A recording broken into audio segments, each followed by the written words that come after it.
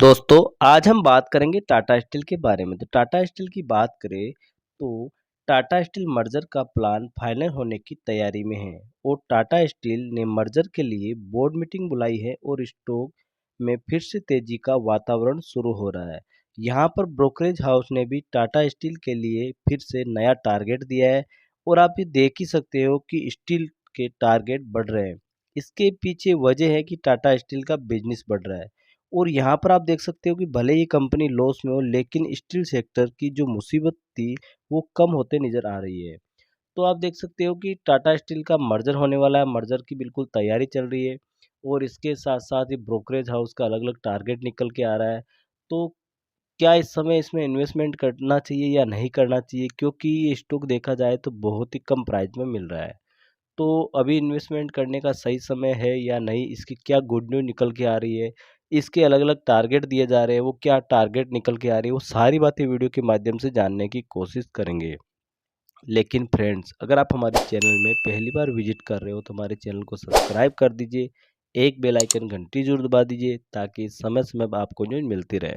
तो हम चलते हैं टाटा स्टील पे। टाटा स्टील का देखा जाए तो 133.45 पर ट्रेड कर रहा है। इस स्टॉक का देख सकते हो फ्राइडे के दिन 1.87% की तेजी देखने को मिला और स्टॉक जब 100 रुपये के आसपास था तब से इस स्टॉक में हम लगातार खरीदारी करने की सलाह दे रहे हैं वीडियो के माध्यम से। तो आप देख ही सकते हो कि स्टॉक 133.45 पर चला गया, यानी 33% की इसके अंदर तेजी दिखाई दी है जब से हम वीडियो में खरीदारी करने की सलाह दे रहे हैं। लेकिन स्टॉक थोड़ा धीरे-धीरे बढ़ रहा है, तो अब इसकी मर्जर का प्लान चल रहा है, तो अब स्टॉक के अंदर तेज़ी आना शुरू हो गई है। और इस स्टॉक का देख सकते हो कि अगर हम बात कर लें 18 दिसंबर का, तो यहाँ पर स्टॉक 133.60 पर ट्रेड कर रहा था।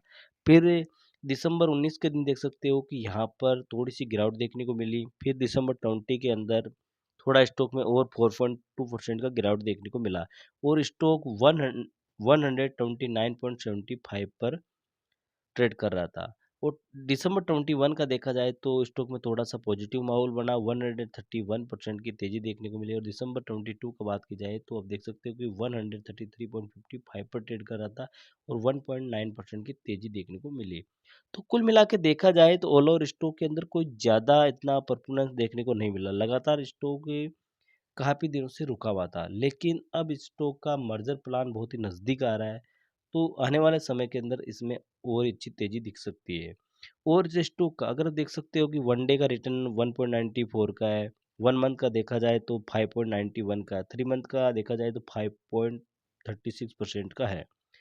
तो 3 मंथ का रिटर्न देखा जाए तो कोई खास रिटर्न नहीं है, क्योंकि स्टॉक ने पहले बहुत अच्छे रिटर्न दिए, लेकिन अभी स्टॉक लगातार एक सेम डायरेक्शन में ट्रेड कर रहा है। 1 ईयर का देख सकते हो 24.06% की तेज़ी देखने को मिली है। 3 इयर्स का 122.08% की तेज़ी देखने को मिली। 5 इयर्स के हिसाब से बात करें तो 156.73% की तेज़ी देखने को मिला है। और इस स्टॉक का न्यूज़ का बात कर ले तो आप देख सकते हो कि टाटा ग्रुप के शेयर बाजार में बंद होने के बाद टाटा ग्रुप से जुड़ी एक बड़ी खबर सामने आ रही है। तो steel manufacture company Tata steel ने 25 जनवरी 2024 को शेयर होल्डर की बैठक का ऐलान किया है। तो आप देख सकते हो कि फ्राइडे के दिन न्यूज आई थी जो 7:20 पर, जब मार्केट में क्लोजिंग हो गई उसके बाद की न्यूज है। तो शेयर बाजार बंद होने के बाद टाटा ग्रुप से जुड़ी एक बड़ी खबर सामने आ रही है। टाटा टाटा स्टील की मैन्युफैक्चर कंपनी टाटा स्टील ने 25 जनवरी 2024 को शेयर होल्डरों की बैठक का ऐलान किया है। इसमें कई अहम फैसले लिए जा सकते हैं। कंपनी ने कहा है कि इस बैठक में टाटा स्टील की सब्सिडरी जो कि Indian steel and wire products के मर्जर पर भी विचार विमर्श किया जाएगा।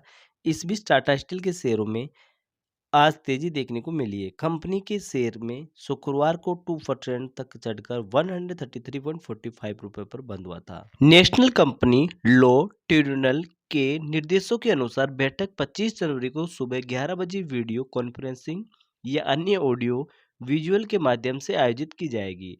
रिमोट ई वोटिंग की प्रक्रिया रविवार 21 जनवरी को सुबह 9 बजे शुरू होगी। ई वोटिंग बुधवार को 24 जनवरी को शाम को 5 बजे समाप्त हो जाएगी।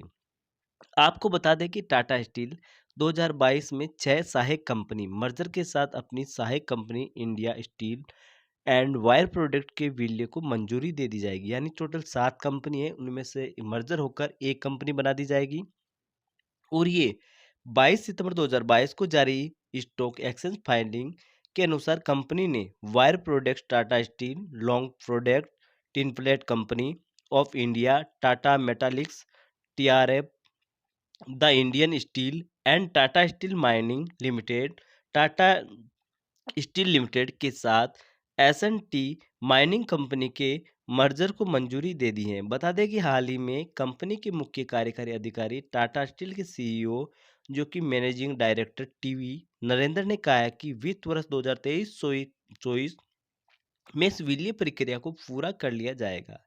कंपनी के भीतर अधिक तालमेल होने के और लागत घटाने की मंशा को ये विलय किया जाएगा। तो आप देख सकते हो कि जो इन 7 कंपनियों का एक मर्जर होगा, इस मर्जर से फ़ायदा ये होगा कि कंपनी के खर्चों में कमी आएगी और कंपनी के खर्चे कम होगी, क्योंकि इनका मैनेजमेंट एक ही साथ होगा तो इसमें कंपनी के खर्चे में कमी आएगी और कंपनी का बिजनेस बढ़ेगा।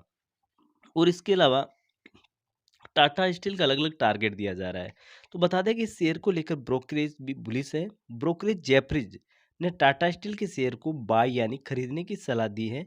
इसके साथ ही टाटा स्टील के टारगेट प्राइस को 145 रुपए से बढ़ाकर 160 रुपए कर दिया गया है। टाटा स्टील पर जेफरीज ने एक नोट में कहा है कि मार्च-अक्टूबर की अवधि में 22% की गिरावट के बाद पिछले 2 महीनों में एशियाई प्लेट एचआरसी स्टील की कीमत 8% बढ़ी है।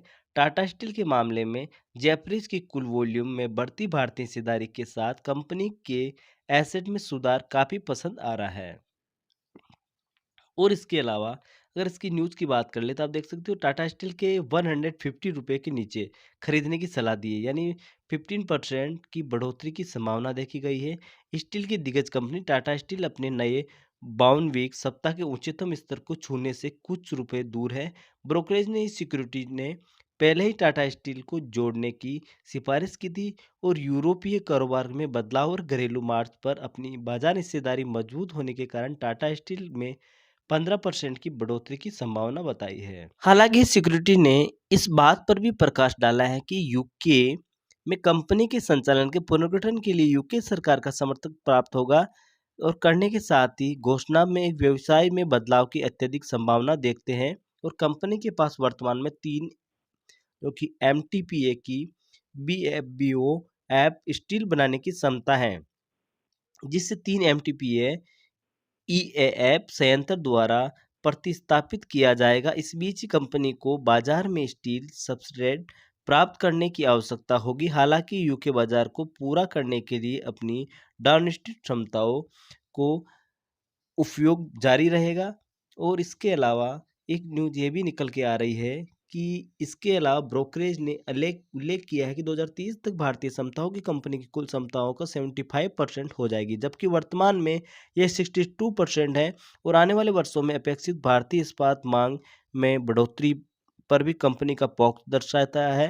और विशेष रूप से टाटा स्टील के वर्तमान में भारत के कच्चे इस्पात बनाने की क्षमता में 21 जो कि एमटीपीए है, जो इस देश में दूसरा सबसे बड़ा इस्पात निर्माता बनाती है। तो कंपनी की भारतीय विकास अवसरों का लाभ उठाने के लिए विस्तार कर रही है। ब्रोकरेज के अनुसार 3 एमटीपीए से 8 एमटीपीए तक विस्तार पूरा होने के साथ कलिंगनगर संयंत्र में क्षेत्रफल के मामले में भारत का सबसे बड़ा ब्लास्ट फर्नेस होगा। इसमें कहा गया कि ब्लास्ट फर्नेस के अलावा प्लाइड साइज में 6 एमटीपीए लोहे एस प्लेट प्लांट के साथ साथ 2.2 एमटीपीए का कोल्ड रोल मिल भी होगा। कंपनी के बेहतर अधिक ग्राहक उन्मुख उत्पाद मिश्रण बनाए रखने में मदद करेगी। कंपनी का लक्ष्य 2024 तक कलिंगनगर संयंत्र के चरण 2 विस्तार को पूरा करना है। तो कच्चे माल का प्रसंस्करण के मोर्चों पर विस्तार के साथ ही ये सुविधा वैश्विक स्तर पर स्टील के सबसे कम लागत वाले उत्पाद में से एक बन जाएगी।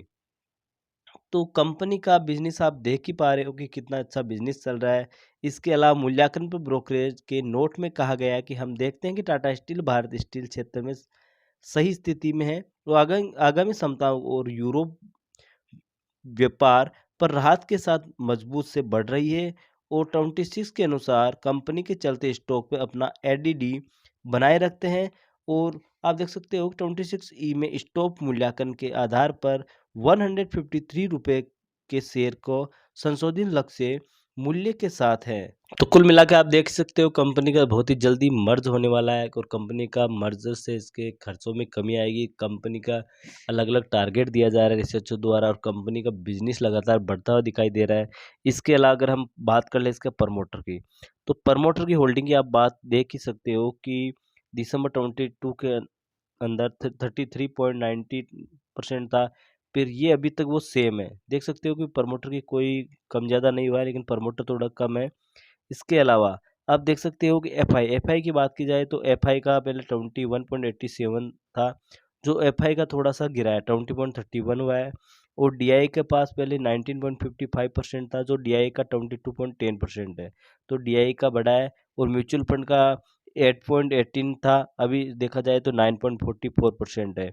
और अदर के पास 24.68 था, जो अभी घटकर 23.69 है। तो पब्लिक के पास तो इसका देख ही सकते हो कि आंकड़ा घट रहा है, कुछ 23.69 है।